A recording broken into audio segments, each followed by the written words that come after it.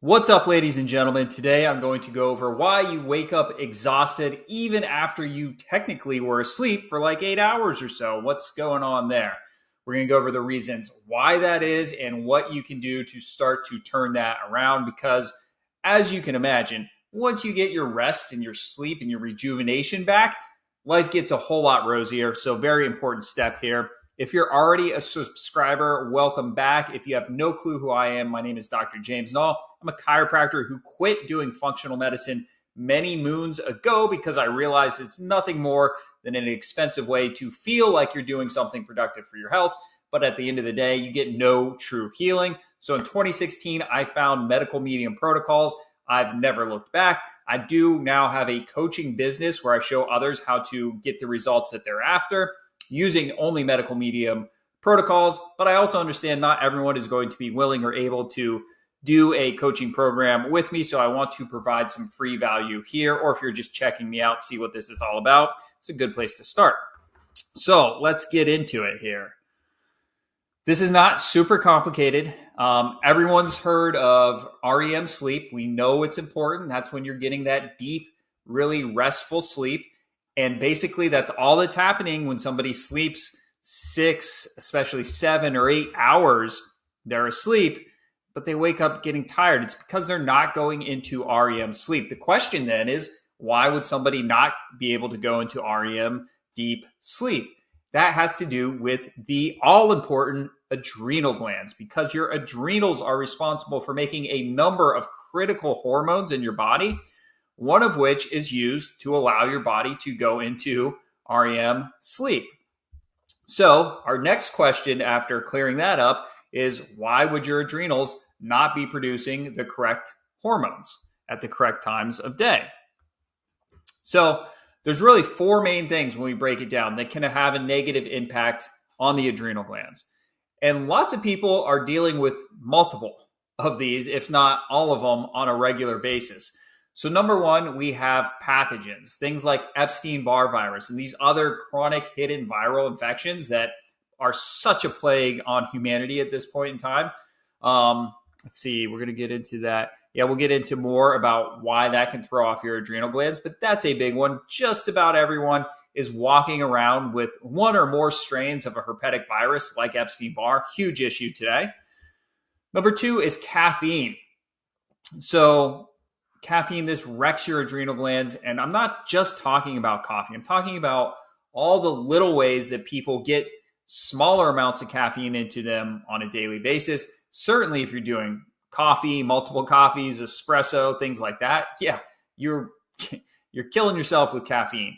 But even if you're doing decaf coffee, which does have a little caffeine, if you're doing matcha tea, black tea, green tea, if you're doing chocolate, those all have caffeine and those all add up over time. Then we have stress.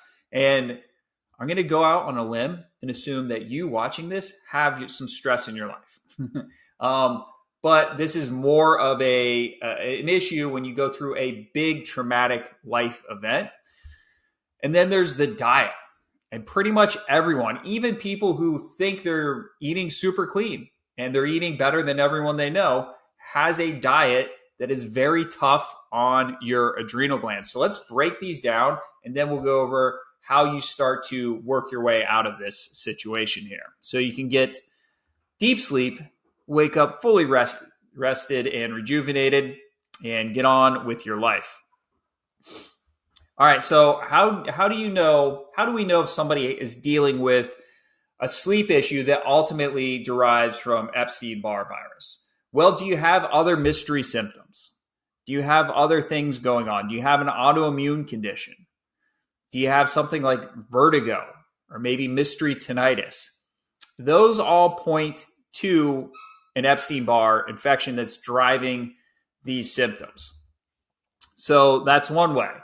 Just because you don't have any of those other symptoms doesn't mean that you don't have Epstein-Barr, because so many people do.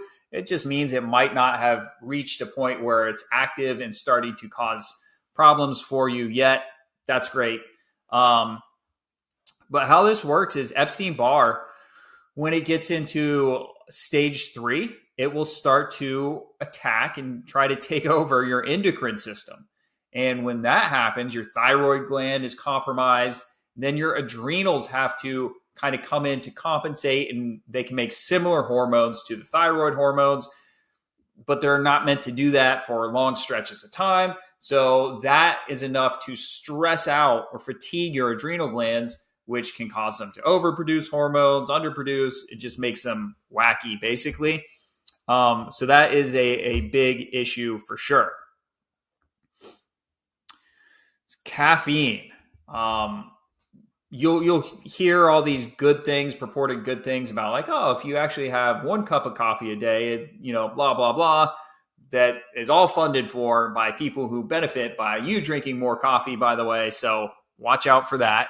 But look, the reality is caffeine is a drug. It's a powerful drug. It's a psychoactive drug. It is no joke. So just because it is hyper normalized in today's society, and your preacher, your minister, your babysitter, your teacher, your whoever you might look to as a bastion of solidarity and doing the right things uses caffeine on a regular basis, does not mean that this is some nothing little substance that has no negative impact. It has a tremendous negative impact that, it adds up over the years, right? Like, yeah, of course, nobody's going homeless because they had a cup of coffee and their life is now torn apart. But it does cause problems, and you can't fall into that mental trap of like, hey, it's okay. Like, look, I can buy it at the grocery store. I could buy 20 coffees today. They'd let me drink 20 coffees if I wanted to, so it must be okay. No. It is not good in the human body. So when a drug like caffeine enters your body, we have these awesome built-in defense mechanisms to try to keep us safe and limit the negative impact of a drug like caffeine.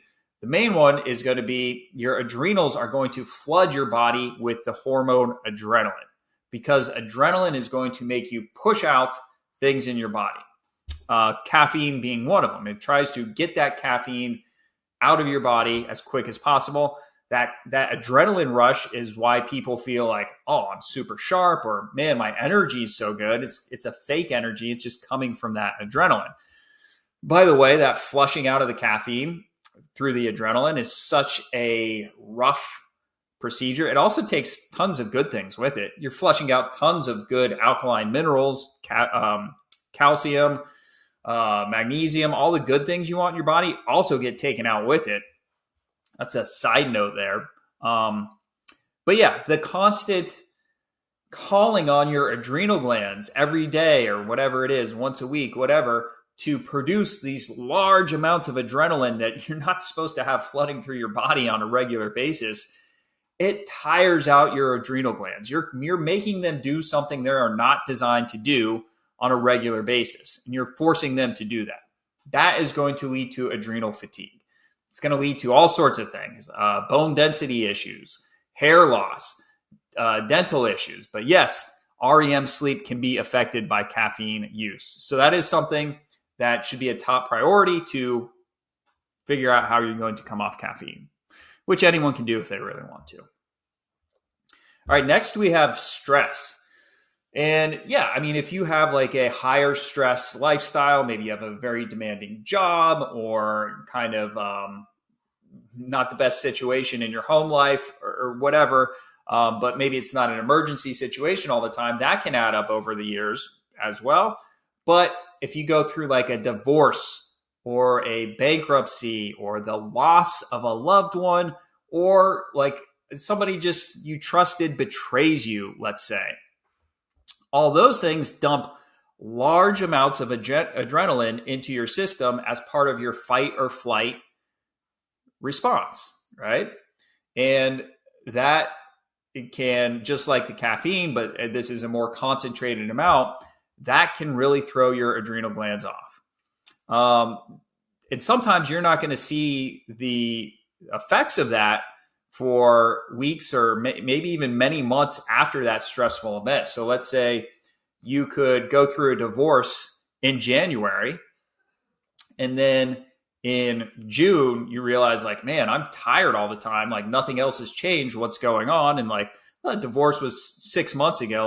That probably doesn't have anything to do with it. It definitely can. So obviously we can't control our circumstances. It's good to just be aware of this and just kind of understand all the things that our adrenal glands are up against on a regular basis and use that as motivation to take much better care of the adrenal glands on a regular basis, because that will pay off. And then we have diet. So pretty much all of us from the time we're little, we're trained to eat some fashion of a high fat, high protein diet. Even if you're vegan, even if you're plant based, those people still get a large amount of their calories from fats and proteins. And every time you eat a fat dense food, or it's the same issue on a slightly smaller scale, but the same thing happens as when you take in caffeine. Your body does not like that fat in the bloodstream. It wants to get it out as quickly as possible. So therefore, your adrenals are called upon to release adrenaline, because that's going to push that fat out of your body as quick as possible. And again, over the years, over the decades, that adds up and you burn out your adrenal glands. So how do you fix this? There are lots of components that can go into it, but if we just keep it, really simple, grazing throughout the day. So small meals or even snacks of adrenal nourishing foods that have healthy glucose, healthy mineral salts in them, incredibly useful there. So fruits, vegetables, things like that, just snacking on them protects your adrenal glands. That has more to do with blood sugar management, but still vital. And a lot of people do not do that. Electrolytes. You want to make sure you're getting like living whole electrolytes, not from the powder, not from a sports drink. Those are garbage. Those actually have the opposite effect of what you're trying to do. You want to think about things that have complete electrolytes, like celery juice, things like coconut water. You want to drink those to replenish your neurotransmitters. That's going to help everything out. It's also great for the adrenal glands. And then, you want to clean up the diet. You want to get the diet structure right. And I've talked about this in several other videos, but you need to go away from that fat concept of eating all throughout the day. Like breakfast is fat or protein, lunch fat or protein, dinner is fat or protein. That leaves no room to get any of these healing foods into your diet. And it's just going to perpetuate that cycle of abusing your adrenal glands when you really shouldn't be. So if you can get all those in order, it's going to start to turn this around. You absolutely can fix this depending on each individual's circumstances that brought this on. Sometimes this can be a bit of a longer process, many, many months, maybe even 1 year plus to really get this back to normal. But if you keep your head down, keep focused on the right things, you can absolutely get there and heal this and wake up every day with bounding energy. Wouldn't that be great? I think so. All right, that's it for today. Thanks for watching. We'll see you soon.